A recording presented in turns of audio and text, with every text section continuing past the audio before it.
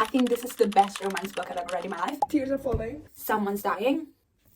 I'm obsessed. Hello everyone, welcome back to my channel. Nice to see you again. My name is Asia. As you may well know, I'm in the middle of a million different book series. This year I've been trying to finish them. Trying is keyword is trying. And I've been doing a series here on YouTube. I just do a reading vlog of 3 books of series I'm in the middle of, trying to get through as many series as possible. So that's what we're gonna do today. We're gonna finish series I'm in the middle of. And I thought we could start with a strong one. A famous book series that I'm in the middle of that everybody loves, literally everyone loves, is the Chestnut Spring series. I only have 1 book left in the Chestnut Spring series, and it's Hopeless, the last one. Okay, first of all, I've read them in the wrong order, and that's on me. So when 1, 4, and then 2, 3, but the last one I've read was Powerless, the 3rd, and I didn't like it. Very unpopular opinion, everyone loves that book. I just didn't like that they were friends to lovers. I'm gonna push it even a bit far. Actually, they were cousins. I think they were cousins. Heartless and Reckless, I absolutely adored. Like, you do not understand how much I loved Reckless and Heartless. I was like, you know what?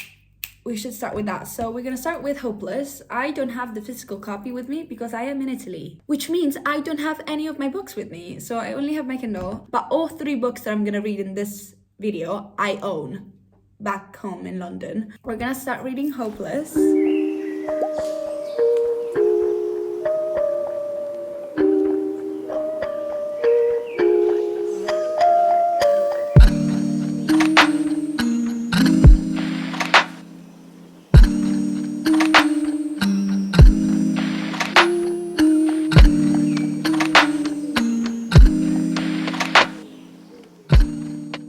Okay, so I've read around like 5 chapters. At first I was like, oh, I don't know if I'm gonna like this because he's 35, she's 22. It's crazy, but then it's fine. I think I need to just get over it.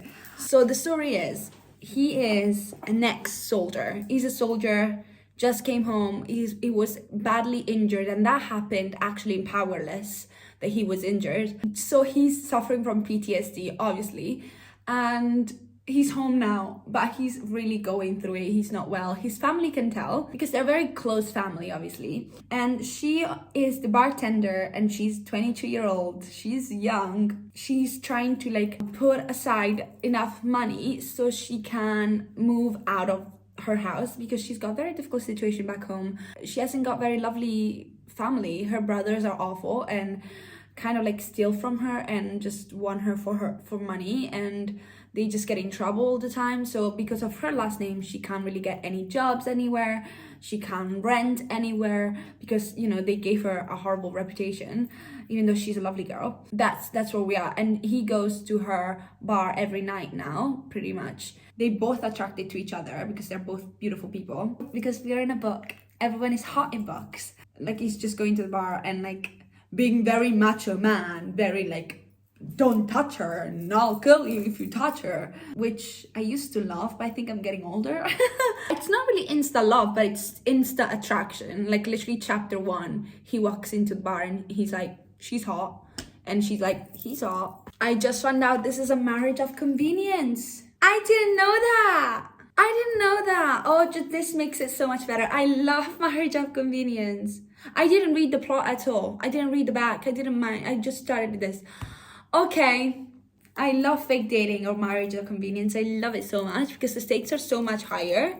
Not Marriage of Convenience, they're like fake engaged. They made a bet saying, would you bet that if I had a different last name, people would treat me differently, she said. And he was like, okay, I'll marry you and then you'll be an Eton.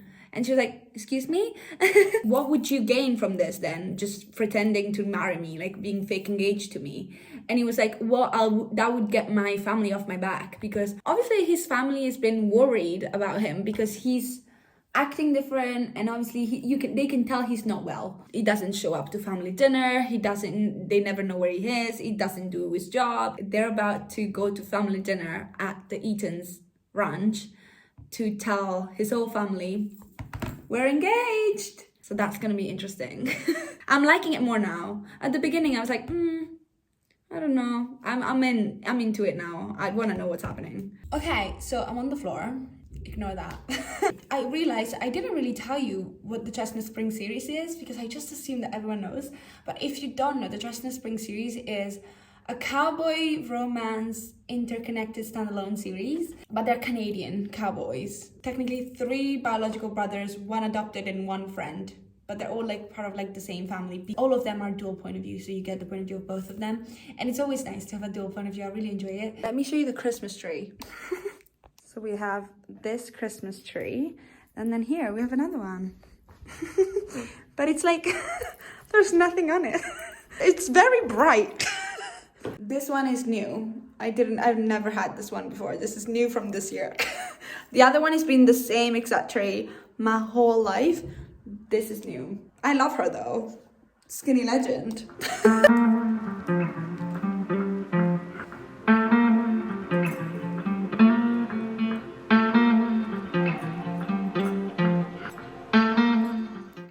The nice thing about these books, or like any interconnected standalones in general, it's just so nice to have like the family element, like the found family. I mean, guess this is not found family because they're actual families, but like that feeling of like support and love, even though he's trying to get them off his back, you know, they're there for him. Like, it's such a nice thing, especially when it's men, because you wouldn't assume the men care about each other, so it's nice when they do, even if it's fictional. They are cute. They're very cute. I'm liking this more as I read it, which is nice.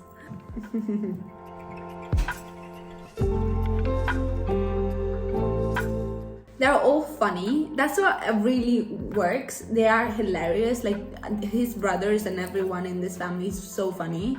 My personal favorites are Winter and Theo. I love them so much. I think they're the best couple and the best book so far, and I think it's still gonna be the best book. Reckless is my favorite. With romance books, I'm struggling a little bit to find ones that I don't think this, because I'm into them at the beginning, and then I read like 200 pages, and then it hits to a point where I'm like, I'm bored. It's either they just got together and it gets boring, or there's like a third act breakup that it's silly and useless, and then it goes on for a little too long. You know when something is awkward and you kind of don't want to read? She literally says, I officially want to die. She's funny. I like her. She gives no shit. And it's nice when you get to see all the couples that you've read about already in other books together. I think that's why it's nice about interconnected standalones, because you get to see the others that you know about, you read about, and you cheered for. So I read quite a lot last night. So I got to 65%. They are cute. They're a cute couple. I do enjoy them. But we are in that point in every single fake dating, marriage of convenience point where they're like, is this fake? Are we pretending or are we real? Are we pretending or are we for real? Like, you know, I'm enjoying it. It's just a little bit too long. Like, the plot is none. There's no plot. There's no, like, nothing is happening but them pretending. Nothing is, like, there's nothing going on. It's dragging a little bit. Like, it has so much smut and spice. And I don't mind spice, but like, it's the main plot. I hate when smut is the only thing happening. I think it's a 3.5 stars for now, but hopefully it gets better. I know this is not an epilogue novel, I know, but like, I feel like it should have been more epilogue-y, novel-y, because this is the last of 5, and it's like a very known, famous series. So I would expect, like, I'm getting close to the end, and it doesn't feel like it's like wrapping up the whole thing, it's just wrapping up them. But I'm gonna go read these 2 chapters, and I'll be back with you with my final thoughts. So I'm reading the second to last chapter, and it's making me like this book, because this is like all of them at family dinner, and it's so funny because they're funny. The characters are so funny, and the family dinners are hilarious. But this chapter is fucking phenomenal. It's so funny. I feel like I always film either on the floor. I have finished Hopeless. And I loved the second to last, not the epilogue, the last chapter before the epilogue. I thought it was so cute. It was the whole family together, And I love when the whole family's together. I think the strong point of the Chestnut Spring series is the characters. You just love the characters and the relationships between them, the fact that they're all very close. But I think there was no plot. That was my problem, I think, because I really enjoyed the two characters. I enjoyed Bo and I enjoyed Bailey. There was just nothing happening. Nothing happened. The only plot was the relationship. I wish there was something else going on and then the relationship was there as well. So I'm gonna give it 3.25 because I enjoy the writing and the characters. There was just no plot. I'm so excited about the next book. We're gonna finish the Windy City series. Let me grab my Kindle. And we're gonna read Play Along. I am so excited. It's the last one out so far, but there's gonna be another one, which is Rio's point of view. And if you read any of these books, you know Rio because he's in every single one of the books. If I'm not wrong, this is from Isaiah's point of view, which is the brother of Kai's, which is the main guy in the third book in Caught Up. And I'm happy that we get baseball again, because then I assume there's gonna be the people from Caught Up in it, because I loved Caught Up so much, so I'm so excited. So this is another interconnecting standalones series, but this is a sport romance series. So every single one of the books so far has been a different sport. This is the first book that is a repeat of the same sport, because we have the first book, Mile High, is hockey. The second book, The Right Move, was basketball. Third book was Caught Up and was baseball, and then we have Play Along with baseball again because it's his brother. They're quite long, but somehow they're so quick to read. And I know I'm gonna start giggling and kicking my feet from like page 1. I know it. Okay, let's start reading.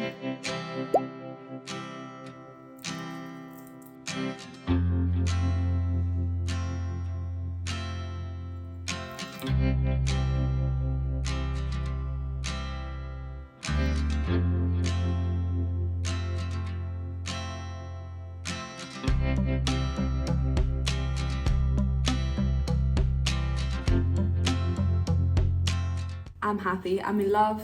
I love this man already. We're in the baseball team. Isaiah is one of the players and she is the physio, but she's actually a doctor. She's a full-on doctor, but because of a sexist boss, she didn't get the job. So now she's like getting a lesser job, but she'd rather have something than nothing. So she accepted the job, and this was 3 years ago, and she's engaged and all. So even though these are interconnected standalones, so you could just read one, I think it's better if you read them all in order. Some things are talked about in Caught Up, and I feel like it'd be better if you read that one first. I am so obsessed with this already, and I'm on chapter like 4. I'm obsessed! And obsessed is like the perfect word because they just got married to Obsessed by Mariah Carey. I knew they got married in like drunk as hell in Vegas because you see that happening in Caught Up, but obviously we didn't get their point of view, so we got their point of view and they were wasted. He's just woken up the morning after and he's like, who's this girl next to me? She's like type A kind of girl. Like she's very serious and very focused on her job and being perfect and everything planned, never being in a rush or like impulsive. And here she is getting married in Vegas, drunk as hell, to the guy that for 3 years said no to. For 3 years, she's been like, I can't go out with you. I need to be professional. I can't date anyone on the team. She's not dating him. She's married to him right now. I love when marriage is in the cards because it makes the stakes so much higher. So that's why I love Marriage of Convenience. So that was hopeless. I guess that wasn't really marriage of, because they didn't get married. It was engagement of convenience. This is the same feeling I had with The Right Move and Caught Up. Like I love it. I love these books. What did Liz Tomford put in them? I'm gonna read everything Liz Tomford has ever written, I fear. Not to be dramatic, but he might be the love of my life. Isaiah Rhodes might be the love of my life. I am halfway through, not to be dramatic, but I think this is the best romance book I've ever read in my life. Liz Tomford is so good at writing characters, and especially boys. Like, they raise your, like, standards to a way that it's impossible to reach. Like, there's no way I will ever meet someone like that. So I'm kind of mad at Liz Tomford because I'm already struggling, girl. I was up until 3 a.m. last night reading, and I was kicking my feet in this bed. I think I now realized that I love romance books where the boy is whipped from day one and the girl is cold and like kind of like a bitch. I don't know if it's because I can relate to the bitch part. Kennedy is quite cold and quite reserved, can't do physical touch, and Isaiah is this cute, like the Joker, the funny guy, the sweet, I love him so much. I am 67% through the book. I have no words. Usually by this point, I get bored in a romance book. I'm excited to see if I'm gonna get bored now when they start to getting together. But of course, there's a lot going on because she's supposed to go away and see. So I'm excited to see if I'm still gonna be as obsessed as I am right now. Because right now, it's a 5-star. That's the thing about Liz Tomfoy. I don't mind her spice. I think it's way better done. It's not just smut. Like, I don't know how to explain it. But I don't mind her writing it. Some people, I find it cringy. There is a plot, you know? In this one, there is a plot other than the romance. I think that's what sells it to me. I need a plot other than just the couple. Mariah Carey, sì. My mom. Col pubblico. Sì, ma è in diretta? No. Dopo tu... Edito. Ah. My mom was wondering who I was talking to.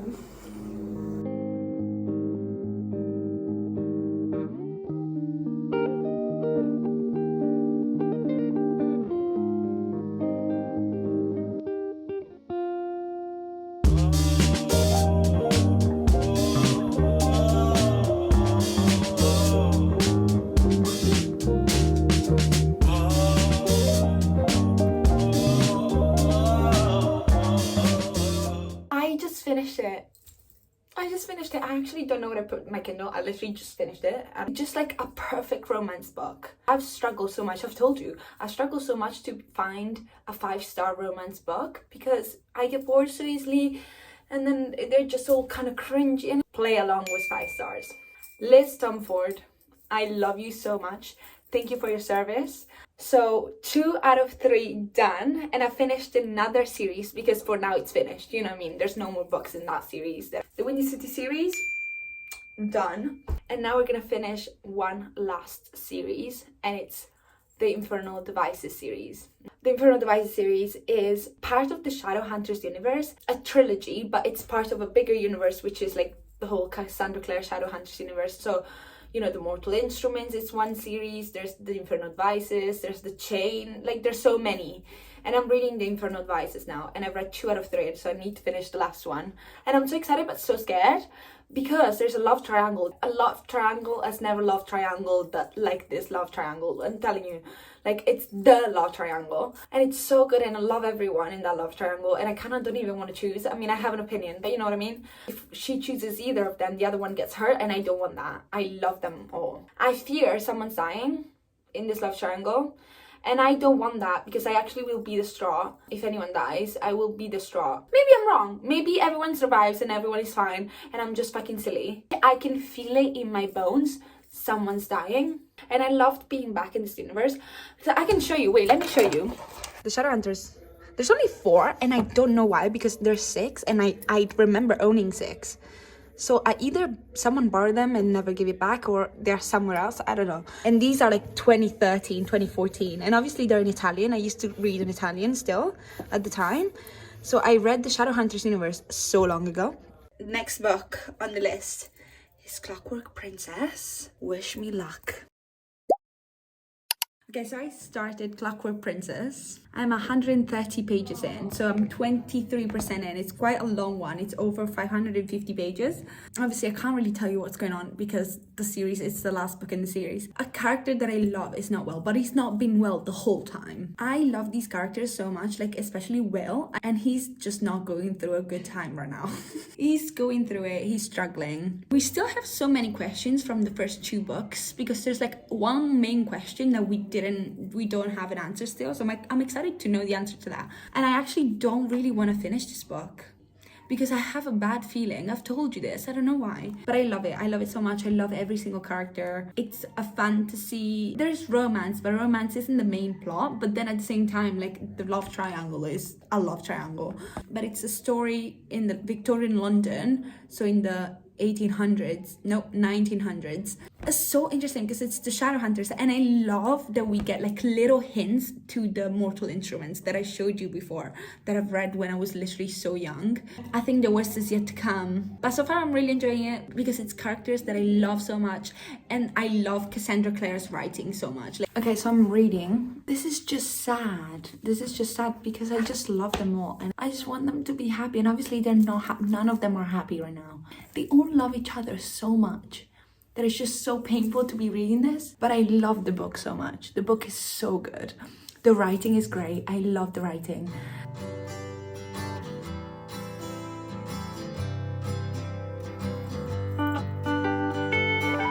I got scared for a second.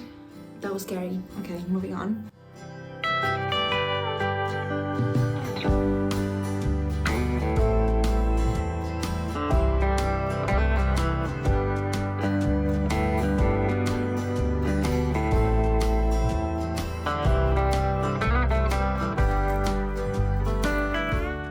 So sad.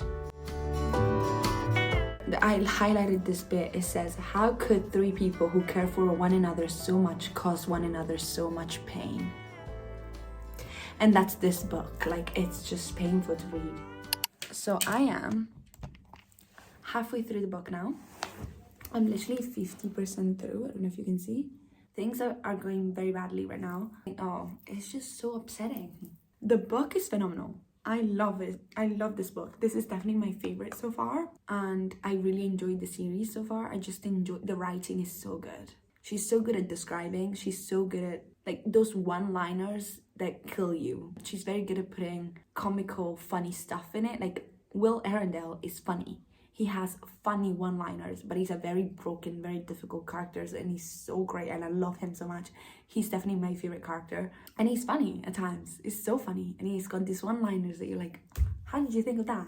And I love how there's little hints to the other series, and they're tiny, and you would never know if you hadn't read the other one, but because I have, it's so nice to see like little things that like, oh my god, that makes so much sense. Things that you wouldn't care about unless you've read the first series, and then when you have, you're like, genius. It's genius. The connections are genius. I fear I'm about to cry. I fear I'm about to cry.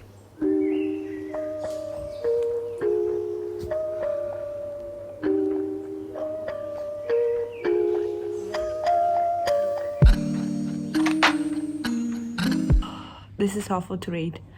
It's not even that sad. I don't know why it's affecting me so much. I'm on the last chapter, and then I have the epilogue left. So I almost teared up. I was almost tearing up. So I was like, oh, that was actually quite upsetting. And I texted Emily. I was like, oh, that was sad. And she texted back, oh yeah, you still got a good amount to go through. I was like, wait, I'm not done with the pain? Like, I'm scared that I'm gonna see the epilogue and I'll be like, I'm gonna finish it and then come back to you.